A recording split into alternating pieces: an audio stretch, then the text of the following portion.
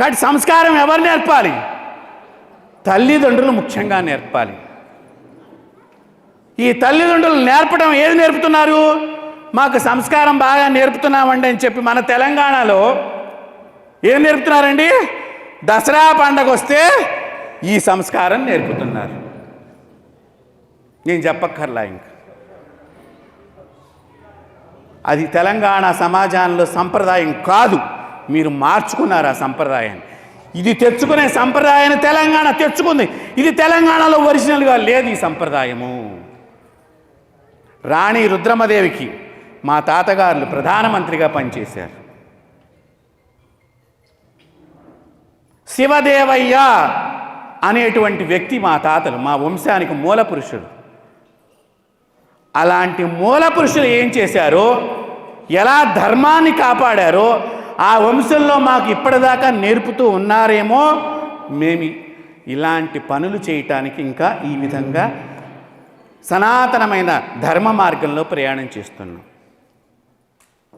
తెలంగాణ అంటే ఒక ఆడపిల్ల ఇంటికి రాకపోతే ఆడపిల్ల కాళ్ళు పట్టుకుని అన్నగారు కూడా నా ఇంటికి రా బిడ్డ అని ఏడ్చేటువంటి సంప్రదాయమే తప్ప సీసాల సంప్రదాయం కాదండి తెలంగాణ సంప్రదాయము. మరి ఎందుకు మార్చుకున్నామండి? అమ్మను గౌరవించే తెలంగాణ, ఆడది అంటే దేవతగా చూసే తెలంగాణ, ఒక గురువు వస్తే గొప్పగా పైకెత్తి వెలుగు చూపింది ఈ తెలంగాణ భూమి. గురువుల్ని పూజించాలన్నా ఈ తెలంగాణలోనే, గురువుల్ని గౌరవించాలన్నా ఈ తెలంగాణ మట్టిలోనే అలాంటి గొప్ప స్వభావ లక్షణం ఉందండి. మరి అలాంటి తెలంగాణలో ఇవన్నీ ఎక్కడి నుంచి వచ్చాయి?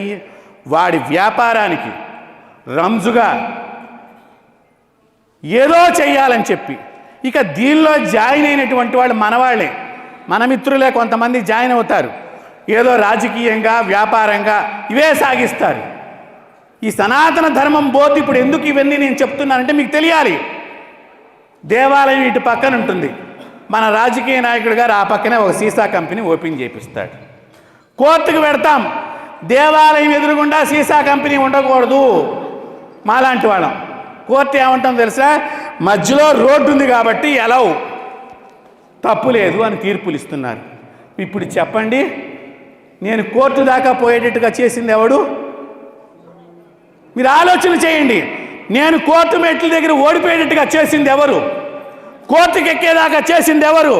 ఈ మద్యం దుకాణం నా గుడి ఎదురుగుండా నువ్వు పెట్టకుండా ఉంటే సరిపోయేది కదా. అది ఎందుకు మన సనాతన ధర్మంలో ఉండే వ్యక్తి ఎందుకు చేయటం లేదు? దీనికి రాజకీయ నాయకులు ఎందుకు బలంగా మద్దతు ఇస్తున్నారు? ఇది తెలుసుకోవాలి. మీరు మీ ఇళ్లలో మీ మగవారి చేత తాగనివ్వకుండా చేయండి, బోర్డు అవసరం లేదు. మీ పిల్లల్ని ఒక ఛత్రపతి శివాజీలాగా తయారు చేయండి. ఎలా ఉంటుందో ఆలోచన చేయండి. మా చిన్నప్పుడమ్మా మేము వీధుల్లోకి ఎవరైనా శ్రావణ మంగళ గౌరీ నోములని ఆడవాళ్ళు చేసుకుంటూ ఉంటారు. శ్రావణ మాసం కేదార నోములు, గౌరీ నోములని పడతారు, సంక్రాంతి నోములని పడతారు. మా చిన్నతనంలో పంచాయతీ ప్రెసిడెంట్ గారు తముకు వేయించి ఫలానా బజార్లోకి మగవాళ్ళకి ప్రవేశం లేదు అని తముకు వేయించేవాళ్ళు. ఆ రోజున ఆ బజార్లో మగవాడు వెళ్ళటానికి వీలేదు, ఆడవాళ్లే వెళ్ళేవాళ్ళు. అలాంటి ఆడవాళ్ళకి గొప్పదైనటువంటి లక్షణాలు కలిగిన భారతదేశం ఆడదాన్ని వివస్త్రంగా చూపించేటువంటి సమాజంగా తయారవటానికి కారణం ఏంటో తెలిసినా మనం సంస్కారం నేర్పకపోవటం మూలకంగా. అమెరికాలో ఏం బాగుందండి? అమెరికా బాగుంది. ఇక్కడ ప్రతి ఒక్కడు మన దేశం గురించే మాట్లాడతాడు. ఇక్కడ ఏం బాగల పందికొక్కులాగా ఇక్కడే తిన్నాడు ఈ దేశంలో పడి. ఈ దేశాన్ని విమర్శిస్తాడా? అమెరికా బాగుంది. అమెరికాలో ఏం బాగుండదండి. మీరు ఎవరైనా కూడా రోడ్డు మీద ఒంటేలు పోస్తే $1000 కట్టాలి. మీరు ఇప్పటికి రోడ్డు మీద పోయంగానే మేము కూడా డబ్బులు కట్టించామనుకోండి, వస్తారు ఎవరన్నా? చిత్తు కాగితం ఇట్లా పడేస్తే డబ్బులు కట్టాలి. అమెరికాలో ఉమ్మేస్తే డబ్బులు కట్టాలి. అందుకని వాళ్ళు డబ్బులు లేవు కాబట్టి వాళ్ళ దగ్గర ఆ పనులు చేయటం లేదు. ఇక్కడ మన దగ్గర డబ్బులు ఉన్నాయి కాబట్టి ఈ పనులకి డబ్బులు ఉపయోగిస్తున్నాం. సనాతన ధర్మం బోర్డు అనేటువంటిది వీటి గురించి వ్యతిరేకం. మేము ఏ దేవుణ్ణి విమర్శించం. వాడు ఏ దేవుడన్నా కానీ ఆ దేవుడు పేరు చెప్పి మన ధర్మాన్ని కించపరచాలన్నా, మన ధర్మాన్ని నాశనం చేయాలనుకున్నా, మన ధర్మానికి సంబంధించింది ఏదైనా పిచ్చి ప్రేలాపన చేస్తే వాడికి మేము వేయక్కర్ల మరణ, మా ఒక్కసారి జపం చేసి నీళ్లు వదిలితే చాలండి వాడికి మరణం సంభవిస్తుంది. ఇప్పటికీ మా దగ్గర అంత శక్తి ఉన్నది. అది ఎలా వచ్చింది? మా అమ్మగారు అలా పెంచారు, మా నాన్నగారు అలా పెంచారు. ఇంత ధైర్యంగా మాట్లాడుతాం. ఒక్క చెంచాడు నీళ్లు చాలు. మంత్రం చెబితే మంత్రానికి చింతకాయలు కదా, చింతకాయలకి అమ్మా మొగుడున్న చింతకాయలు రాలిపిస్తుంది మంత్రము. మంత్రం అంటే అది తన్మంత్రం. ఆ మంత్రంలో ఎవరున్నారు? దేవతలు ఉన్నారు. మనం బాగా పూజ చేస్తాం. అవుతుందో అవదో, గురువుగారు అవుతుందా అవదా అండి, మళ్ళీ అనుమానంతో అడుగుతాం. ఈ అనుమానంతోనే హిందువులు ఇంకా ఇంకా కుచించుకుపోయారు. అనుమానం పెట్టుకోవద్దు. ఈ పూజ చేస్తే, ఈ భగవంతుని మొక్కితే, ఈ గుడికి వెడితే ఏదైతే ఫలితం వస్తుందని వేదాలు చెప్పాయో అది తప్పకుండా జరిగి తీరుతుంది. వేరే మతం వాళ్ళు ప్రతి వారం ఒకసారి కంపల్సరిగా దేవాలయానికి వెడుతున్నారు, వాళ్ళ దేవాలయాలకి. ఈరోజు చెప్పక్కర్లా. కానీ మనం ఎక్కడికి వెడుతున్నాం? ఈ రోజున మార్కెట్కి వెడుతున్నామండి. ఏ మార్కెటో నేను చెప్పక్కర్లా. తినకూడని పదార్థాలు, తాగకూడని పదార్థాలు. అసలు ఈరోజు ఏ రోజు అండి? ఆదిత్య దేవుడి యొక్క రోజు. సూర్యారిష్టే సంప్రాప్తే సూర్య పూజాంచకారేత్ సూర్య ధ్యానం ప్రవక్ష్యామి ఆత్మ పీడోపశాంతయే. ఈ లోపల ఉండేటువంటి ఆత్మకి ఏదైనా గత జన్మలో పట్టిన పీడ, చీడ, పాపము, దుష్కర్మ పోవాలి అంటే ఆదివారం రోజున సూర్యుని ప్రార్థన చేస్తే తొలగిపోతాయని వేదం చెప్పింది. ఈ ఆత్మకు మనం ఏం తెచ్చుకుంటున్నామండి? ఆదివారం రోజున పాపాన్ని తెచ్చుకుంటున్నాం.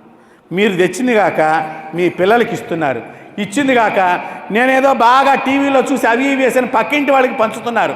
పాపాన్ని 10 మందికి పంచటం మూలకంగా మనం పాపం చేసేటువంటి వాళ్ళం అవుతున్నాం.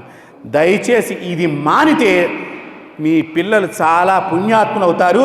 బతికి ఉండంగా ఎవడో బొందుతో స్వర్గానికి పోయేటండి, మనం కూడా పోతాము. మా నాన్నగారి యొక్క గురువు గారిని నేను చిన్నప్పుడు 3వ తరగతిలో చూశాను. నరసింహస్వామి ఉపాసకులు. నా ఎదురుగుండా ఆయనకి బ్రహ్మ కపాలం పగిలింది మాట్లాడుతూ ఉండంగా. ఇలా మాట్లాడుతున్నారు సాయంకాలం వేళ.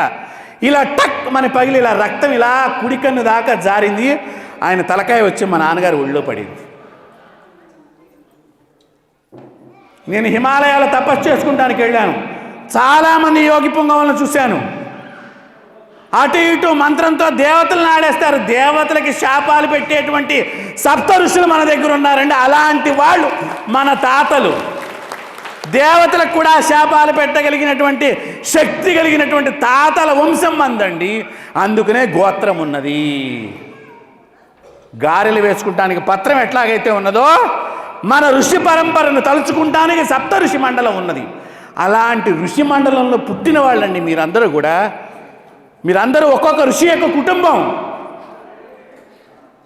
రెడ్లు, కమ్మారు, కాపులు, మాల, మాదిగ, ఎలిక, యానాది, చెంచుల, బ్రాహ్మణ, రాజ, వైశ్య ప్రతి ఒక్కరూ ఋషికి సంబంధించిన వాళ్ళే. ఇందాక కుంకుడు బాలాజీ దంచాడు కదా, ఏది ఈ కులాలు బ్రాహ్మణులు పెట్టలేదు, మీరు తెలుసుకోండి. ఇతర దేశం నుంచి వచ్చినటువంటి వాళ్ళు మనం చేసేటువంటి ఒక చిన్న విషయం చెప్తున్నాను. రోజు రైతులు పోతూ ఉంటే బ్రాహ్మణ దగ్గరికి వచ్చి దండం పెట్టి ఆశీర్వచనం తీసుకుని పెడుతూ ఉంటే నేను ఇక్కడ కమిషనర్గా ఉన్నాను బ్రిటిషర్ అనుకున్నట్ట. నాకు దండం పెట్టకుండా వాడికి దండం పెట్టి పోతున్నారేంటి? వాడిని పిలిచి అడిగారట, అయ్యా నీకు దండం పెడితే ఏం చేస్తావు? పోరా అంటావు. ఆయన ఆశీస్సులు ఇస్తున్నాడు, నా పొలం బాగా పండాలి, అందుకు నేను ఆయనకే దండం పెడతాను. ఓహో, ఇప్పుడు ఆ పంతుల్ని పావుసేరు మెంతులని అనాలి. అన్నవాడు ఏమయ్యాడో చూశారు మీరు అందరం మొన్న ఈ మధ్య. పాట రాశారు కదా, మీరు ఇదే నిజం అనుకుంటారు. ఈ పాట రాయించిన ఆయన రాసుకున్న ఆయన, డ్యాన్స్ చేయించిన ఆయన కుటుంబం మొన్ననే రోడ్డు మీదకి వచ్చింది. మన ధర్మం ఒక్క నిమిషం మీరు విమర్శించండి, మిమ్మల్ని అప్పుడు ఏం చేయదు. నిదానంగా దానికి పట్టిన శక్తి అప్పుడు వచ్చి కాటేస్తుంది. అప్పుడు రమ్మనమన్నా విష్ణువు రాడు మనల్ని రక్షించటానికి. యదా యదా హి ధర్మస్య, భగవద్గీతలో ఎప్పుడు ఈ ధర్మానికి అధర్మమైనటువంటిది దానివల్ల ఇబ్బంది కలుగుతుందో అప్పుడు నా యొక్క అవతారాలు ఒక్కొక్క రూపకంగా బయటకు వస్తాయి. అట్లా బ్రిటిషర్సు మన మధ్య కులాలు పెట్టి మనల్ని దూరం చేస్తే ఎలా చేయాలో ప్లాన్ చేసి మనల్ని విడగొట్టి కులాలు ఉన్నాయి. ఏమంటే ఒక దేవాలయంలో దివిటీ పట్టేవాడిది ఒక కులం. మరి అప్పట్లోనే వాడి గుళ్ళోకి ఎంట్రన్స్ ఉంది కదా. ఒక చాకలి కులము అక్కడ దివిటీ పట్టాలి, పందిరి పల్లకి ఒకడు మొయ్యాలి, బోయిలు మోసేటువంటి వాడు.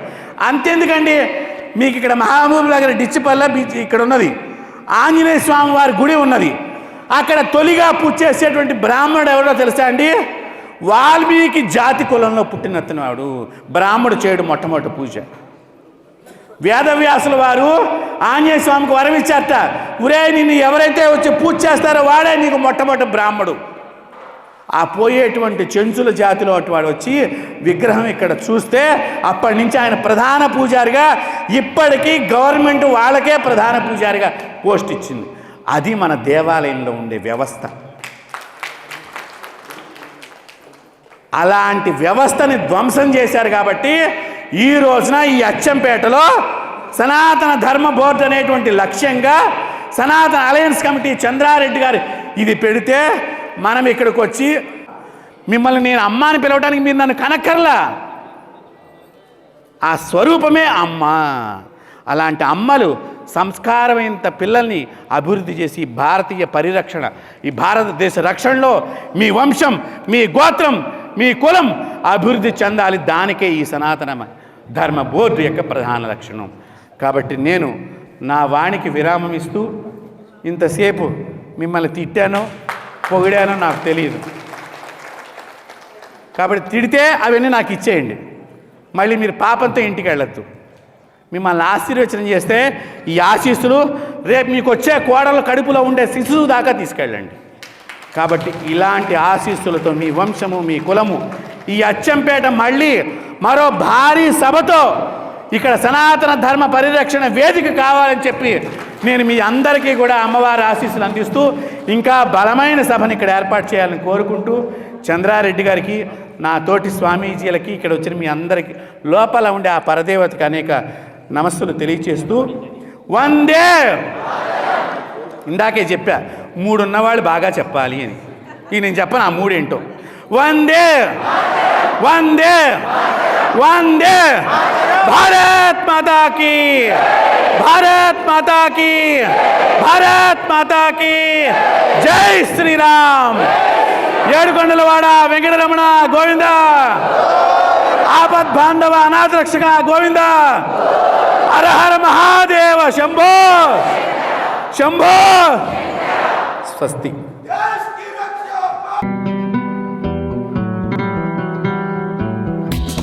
సప్తరిషి టీవీని లైక్ చేయండి, షేర్ చేయండి, సబ్స్క్రైబ్ చేయండి. Please like, share and subscribe Saptarushi channel. Hi, this is Jabardast and D10 Pavan alias Pavani. So please do subscribe Saptarushi TV. Like, share and subscribe. Thank you. ఇది జనహితం కోసం ఏర్పడుతున్నటువంటి సప్తఋషి TV channel.